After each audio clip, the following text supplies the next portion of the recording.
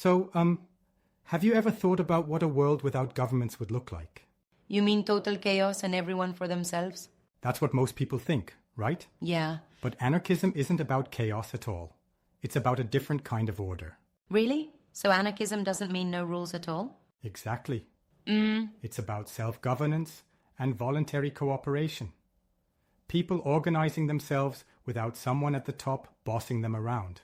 That's a new perspective. So it's more about rejecting centralized authority? Yes, that's it. Anarchists believe that governments often lead to inequality and oppression. Right. They think we can create societies based on mutual aid and cooperation. So how did these ideas originate? Where did anarchism come from? Well, the idea of stateless societies goes back to ancient times, early human communities.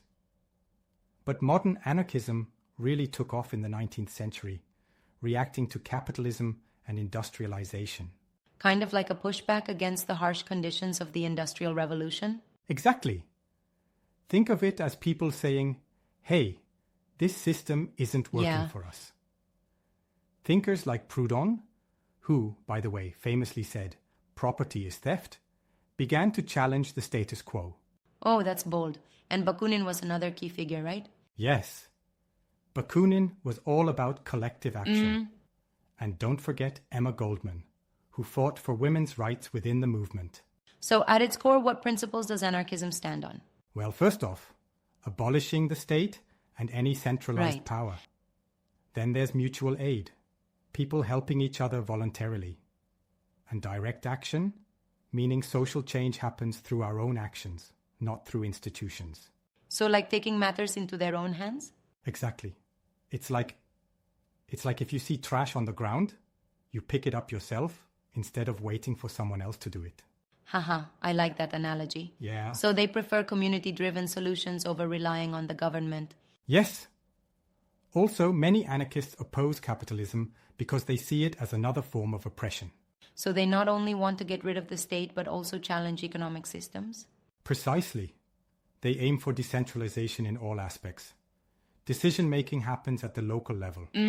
Imagine if every community could decide what's best for themselves. That sounds idealistic, but are there different types of anarchism? Oh, plenty. There's anarcho-communism, where resources are shared, leading to a classless society. Peter Kropotkin was a big proponent. Then there's anarcho-syndicalism, which focuses on worker control, right?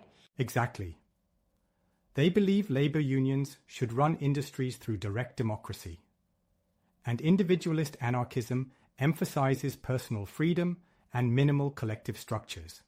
Max Stirner is key there. And what about anarcho-capitalism? That one always confuses me. It's a bit controversial. Yeah. Anarcho-capitalists want no state, but still support free markets and private property.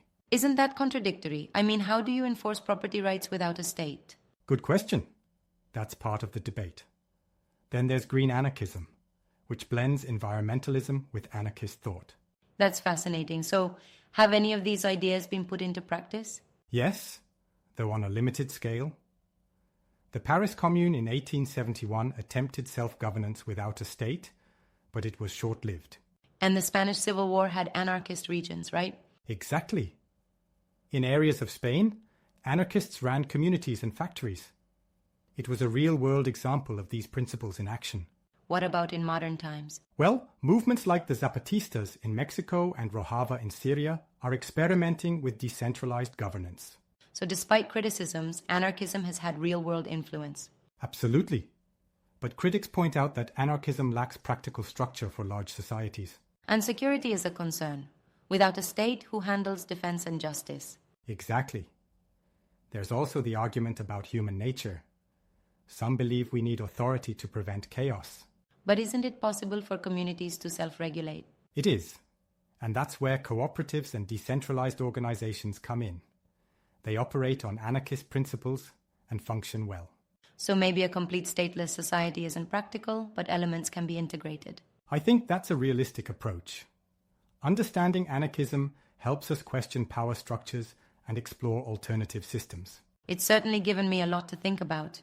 Do you think a fully stateless society is achievable? It's theoretically possible, but in practice, it's challenging. Yeah.